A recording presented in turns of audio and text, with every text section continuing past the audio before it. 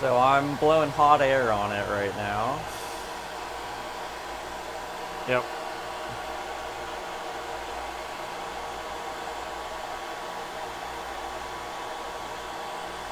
As you can see, our junction temperature is starting to rise, and our heaters are reacting to that by decreasing their heating on each of the rings. So I think that kind of proves that micro-ring resonators work now. So if anybody had any doubts, they've got it.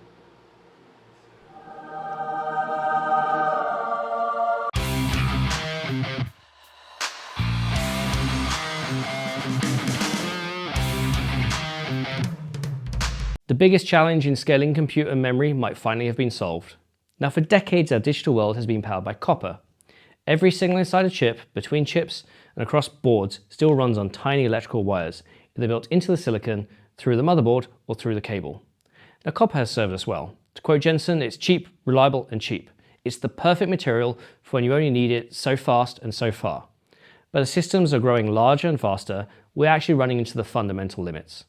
The faster you push data, the noisier the signal is, and so tricks have to come into play, but you also burn power. This means links have to be shorter, and every extra centimeter or inch adds power, noise, and heat. Now, optical communication offers a way forward.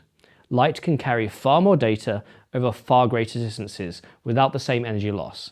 It's already the backbone of modern networking. The data center switches that link racks together are full of optical transceivers that have been standard for years. But this is optics at a distance. There's still slow copper involved in getting to the switches. That still adds power, cost, and latency, which is in high demand these days. The real challenge has been bringing that light closer to the chip, embedding it right next to the compute where bandwidth is needed and scale-up demands are at their highest. That's where this field has been stuck. You can route light across a room easily. Routing it from a package that is running hundreds of watts or kilowatts, however, is a different problem. In particular, the classical design of tiny optical components have always been a little bit sensitive to temperature. Even a few degrees of drift can knock them out of tune, and it's the argument that co-packaged optics detractors have been using for years. Now, there are many companies trying to solve this issue, having to battle between the bandwidth and latency benefits, but the heat soak of modern high-performance processors. If you can get it to work at scale, it could redefine the data center landscape. Now, I think this problem is solved. A few weeks ago, I visited IR Labs, one of the companies pushing optical connectivity directly into chiplets. Earlier in 2025, they announced a UCI chiplet that can be used to provide high-performance optical connectivity in any chiplet ecosystem. As part of that design, they believe they have solved the thermal characteristics. I don't just mean in a special careful way, but solved it completely, regardless of integration or thermal proximity. And to prove it, they let me stress test one of their optical chiplets. First, with a thermoelectric cooler, basically a cold plate, so we could vary the temperature between 30 Celsius and 85 Celsius, fairly standard. Second, we tested it without the heatsink, using what might be the least scientific but most visual test available, a hairdryer. The results were surprisingly convincing, and we followed up with more control testing just to be sure. Now, if you're wondering why using a hairdryer on a chip matters, or what it even means to put optics inside a processor package, let's take a few steps back. Now, to understand why optical communication matters, we first need to look at what we use today. Every connection in the computer, from the smallest transistor gate to the longest server cable, depends on copper. Electrical signals are carried as tiny voltage changes that move through the metal traces. Inside the chip, those traces are microscopic. On the motherboard, they become millimeters wide. Across a rack, they can turn into thick, shielded cables. Now, don't get me wrong, copper has a lot going for it. It is cheap, it's easy to make, and works perfectly when signals do not have to travel far. But as soon as we start to scale up, bigger chips, more sockets, larger systems, faster needs, copper starts to break down. The reason comes down to the physics, as you might imagine. There are two ways to improve copper bandwidth.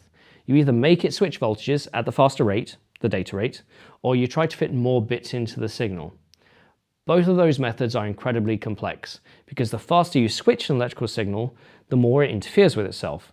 That means more complex circuitry to clean up the noise. That circuitry costs more power. The key to high-speed copper is making sure the signals are distinct. And as you see here in these electrical eye diagrams, the more bits you put inside and the faster it goes, the noisier it gets, even with the most modern implementations. A single copper connection is always that trade-off between speed and reach. Higher data rates become impossible with long cables. At the top end, the highest performance cables, an 800 gigabit electrical link can reach 1 to 2 meters in a passive cable, or perhaps maybe 3 or 4 meters with that active electrical cable that includes repeaters, but again uses a lot more power. And that's it. Realistically, that's your limit at 800 gig, 2 to 3 meters per corner. Now you could go longer, but it's going to be slower. Those limits define how modern super systems are built.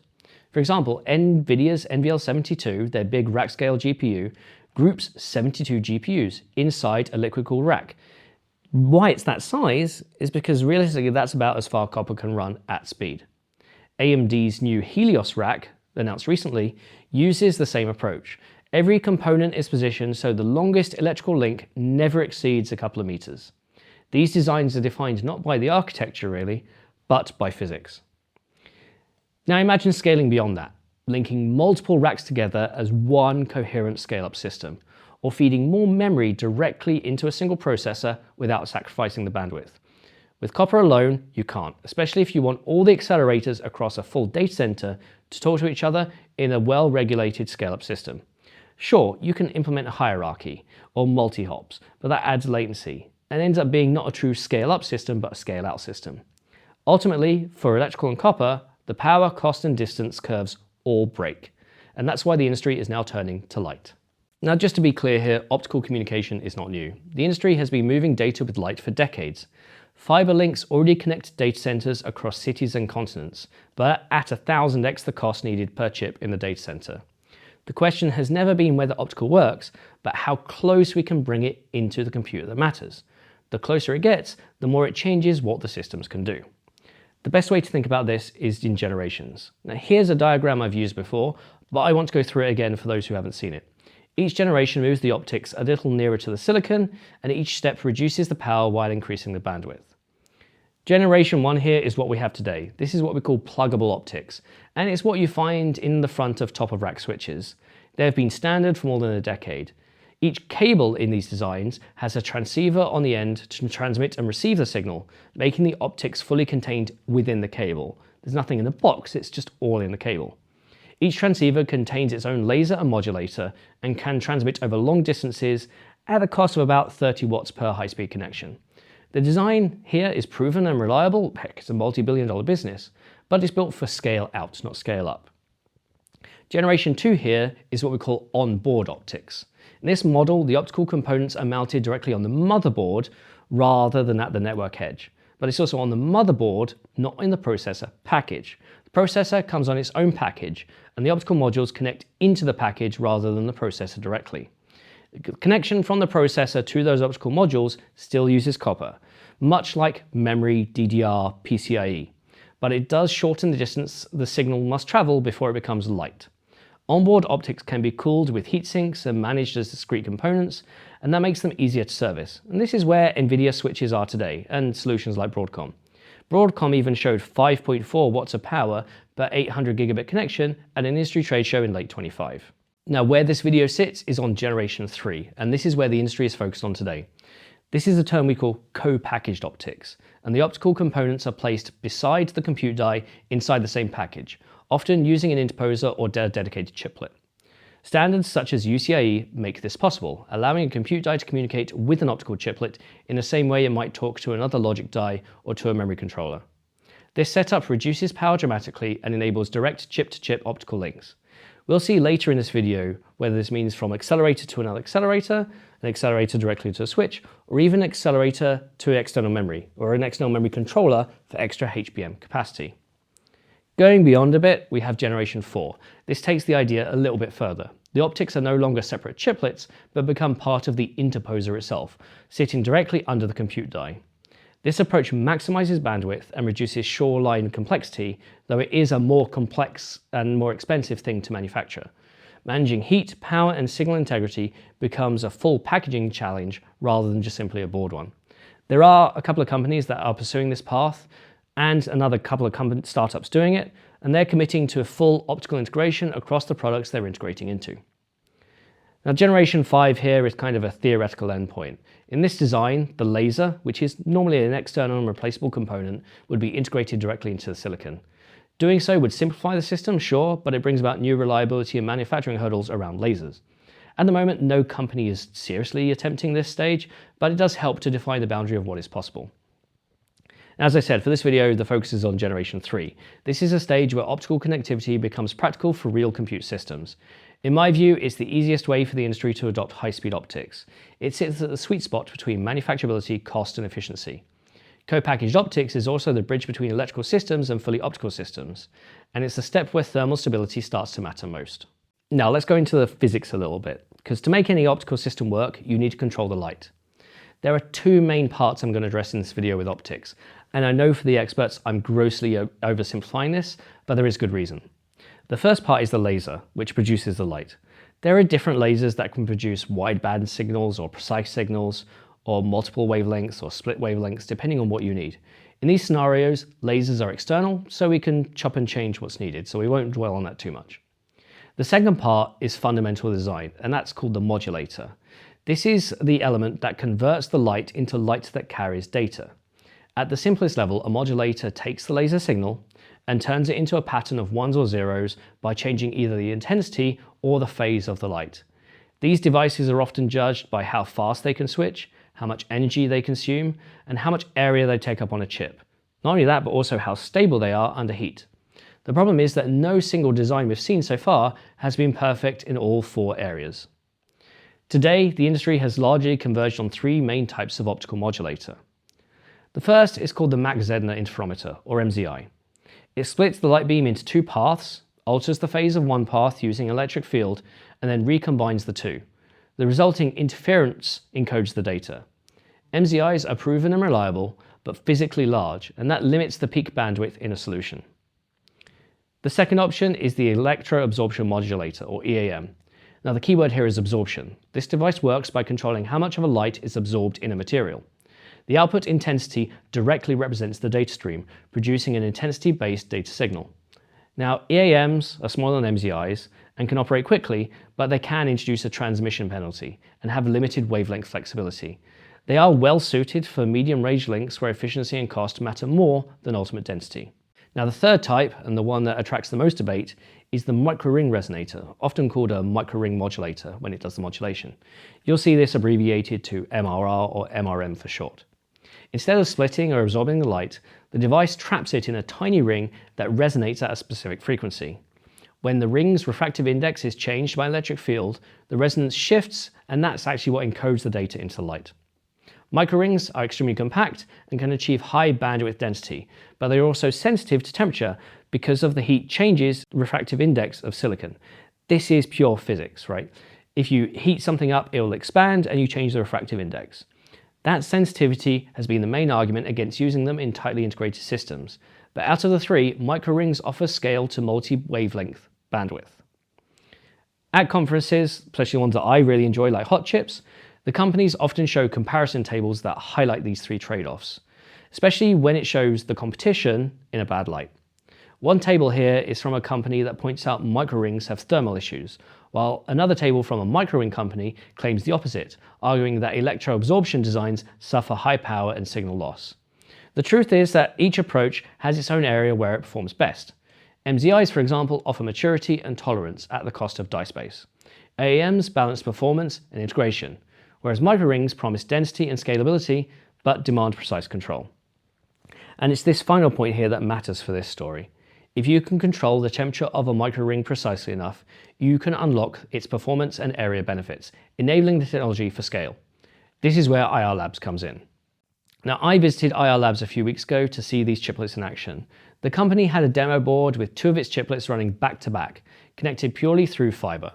In this demo, each chiplet ran 16 optical channels, each at 32 gigabits per second in both directions. That's more than a terabit per second per chiplet, although the company has shown designs at 4 terabits per second using microrings. Now, the goal of the demo in front of me was simple, but significant. IR Labs has built its microrings inside of microthermal environments. These environments ensure that a consistent temperature with precise thermal control that is faster than any thermal environment can adjust to, ensuring thermal stability. Their design treats temperature not as a problem to suppress, but as a parameter to accurately manage. By maintaining tight control of the thermal environment around each modulator, the system stays aligned even when the surrounding silicon heats up or cools rapidly. As a result, the two specific tests the company showed me are designed to show how robust this system is. The goal of each demo was to monitor the external temperature rise and fall of the chiplet and to see if any errors in the connectivity come in, called bit errors. A key factor in these optics is that the refractive index of the silicon changes with temperature. So with resonant technologies, ensuring thermal stability in changing conditions is paramount to reliable connectivity. Now the first demo is a controlled thermal rise and fall using what's called a thermoelectric cooler. For those of you who have not delved into competitive overclocking or component testing, a thermoelectric cooler, or TEC, is a metal plate that gets hot on one side and cold on the other. The goal with this demo was to sweep over a wider than normal temperature range from about 30 to 85 degrees Celsius and track the error rate as the system warmed and cooled. The chiplets were running continuously with all 16 optical channels active, each at 32 gigabits per second in both directions. As the temperature moved up and down, as you see in the diagram, the control system adjusted in real time, keeping each microring perfectly aligned. This tech demo is a good showcase of overall temperature management, but it does not really represent what happens when you're right next to a 2 kilowatt high performance processor. These chips do not ramp up and down in neat, predictable steps. Depending on the cooling setup, the thermals can vary dramatically. Some systems use air, others use liquid cold plates, and some rely on thick metal heat spreaders or vapor chambers that create hot zones and gradients across the package. The heat from the main die can soak through to any interposer or into any chiplet, where cooler regions pull heat away unevenly. A TEC gives a slow, steady rise and fall, similar to an AI accelerator moving between idle and full load over several seconds as it scales from 100 watts to over 1600 watts. It's a good approximation for gradual system behavior, but it cannot reproduce the chaotic bursts of heat that happen in real workloads. Now, it's worth adding a little bit of context. If you remember the optics diagram from earlier, I mentioned onboard optics, the kind where optical components sit outside the main compute package, but still on the motherboard. As I said, there are two major companies that are showing this in practice, NVIDIA and Broadcom. In their direct optical switch designs, they've implemented onboard optics, but each module sits under a large water-cooled heatsink. The thermal mass of those blocks are enormous, which helps keep temperature fluctuations slow and manageable. It's a great way to control optics thermally, but it also shows how much effort goes into protecting them from fast transients. To combat both the smooth transients and the large heat sinks, this is where the second demo comes in. For this second demo, the setup used only a simple passive chipset heatsink with no active cooling. Chiplets still running, all 16 wavelengths at 32 gigabits per second each in both directions. As they operated, as you might assume, they naturally warmed up, but to exaggerate this, we used a hairdryer. Now this was a typical US limited hairdryer, 1875 watt, but it creates a fast, chaotic burst of heat. The idea was to move the temperature far more rapidly than the TEC could. Instead of taking several minutes to sweep from low to high, we blasted the chiplet with hot air for a few seconds, for a minute, and then switched to cool air to drive the temperature back down. The goal was to show that even with aggressive thermal changes, even without a heat sink, the optical link stayed stable and error-free. And in the data, it did. The signal never wavered. The wavelengths held their alignment and the bit error rate stayed flat. And the link continued to pass data easily within capable limits. Watching it live, you could see the thermal sensor graphs spike and recover while the optical waveforms on the monitor barely moved. Of course, now using a hairdryer is a bit of fun. Far more extreme than anything a real data center would produce, but that's exactly why doing a demo like this matters. Demonstrating stability under a deliberately over-engineered stress test is one of the best ways to silence doubt. It shows not only that the control system works, but it has margin. Now, some of the other graphs you saw on the screen earlier relate directly to how this control system works. IR Labs creates a managed thermal environment inside the silicon itself. Each chiplet includes heaters and temperature sensors on both the transmit and receive sides of every optical channel. These are not for bulk heating, but for fine tuning, and they allow the device to keep each microring at a constant operating point even as the rest of the package fluctuates. And this is achieved without meaningfully increasing the die area required.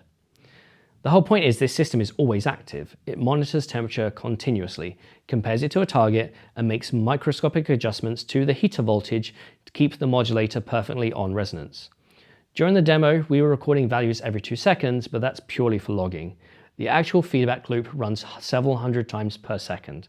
That means it reacts faster than any external temperature change the device could experience, whether it's a slow heat soak or a sudden burst from a nearby compute die ramping from idle to full power, or this idiot with a hairdryer. This is what makes the whole approach with microrings possible, even with multi-kilowatt AI accelerators. Instead of relying on the surrounding cooling system to maintain temperature stability, the chiplet manages its own environment internally. The result is consistent optical alignment under conditions that would normally cause resonance drift. The microrings effectively operate in their own microclimate within the package, immune to the large-scale swings happening around them. Now, as I said, hairdryer is a bit of fun. IR Labs also showed me some more data from some of their more extreme tests, and some of this was also presented at Hot Chips, but kind of passed me by at the time. In this test, they took the problem all the way to the other end. Now, in our demos, we used a laser that was tuned, and it was an onboard heater matching the tuned wavelength from the source laser. Instead, you can also change the wavelength of the laser, and the onboard heaters has to adjust the local environment to maintain the resonance. This is not only thermally aligning the device, but also in terms of wavelength alignment, although in practice, they're related and essentially the same thing. What this means is that by slowly or quickly adjusting the wavelength of the laser over time, it's the same as adjusting the external temperature of the microring, causing the system to adjust as needed. But by adjusting the laser, you can simulate much faster thermal transients than even with a hairdryer. In this slide, which I'm showing in sections, IR sweeps the laser between 2 nanometers above the target to 2 nanometers below the target for a total of a 4 nanometer sweep. Now that doesn't sound like a lot, but in the physics of silicon, each nanometer is equivalent to about 16 degrees thermally. That means a full sweep is 64 degrees Celsius. The laser can adjust up to 50 nanometers per second, which for 4 nanometers is 0.08 seconds. If you're able to change 4 nanometers in 0.08 seconds, and it's 16 degrees Celsius per nanometer, that's the equivalent of a thermal change of 800 degrees per second. That rate of change is far faster than anything a data center processor could produce. And the results here, well, the chip's rock solid. The industry standard benchmark for reliability is 1 trillion bits transferred without error. That's what engineers call a bit error rate of 1 times 10 to the power of minus 12. In IR's tests, even the most aggressive sweep speeds, the system recorded 0 measurable errors. Now in our live demos, we saw literal one error in several minutes, well below the trillion per second threshold, indicating that the technology is ready for prime time. Now, when you look at this level of stability to what it means in practice, it changes the boundaries of system design. Electrical interconnects, as I said at the beginning, are quickly hitting limits for how far and how fast data can move inside large systems. If optical chiplets can hold alignment while sitting beside multi-kilowatt processors, it removes one of the last major barriers to using light for chip-to-chip or chip-to-memory high-bandwidth communication. We can now start to imagine compute complexes that extend beyond the reach of copper, all at full bandwidth and with far lower power per bit. This does not just affect scale-up architectures like multi-die AI accelerators, but also how systems are built. If optical connectivity can be standardized through something like UCIe, it opens the door for mix and match components. Compute from one vendor, memory from another, a network controller from a third, all linked optically inside a single advanced package. I'm really looking forward to proper co-packaged optics, where we see direct optical chiplets in package enabling multi-terabit connectivity or multi-terabyte HBM acceleration. At this point, I'm talking to most of the players in this space. Only one of them has let me loose with a hairdryer on their solution without a heatsink. It just goes to show you how much confidence IR Labs has in their solution. I'd follow them closely if you're not already, because 2026 is going to get interesting.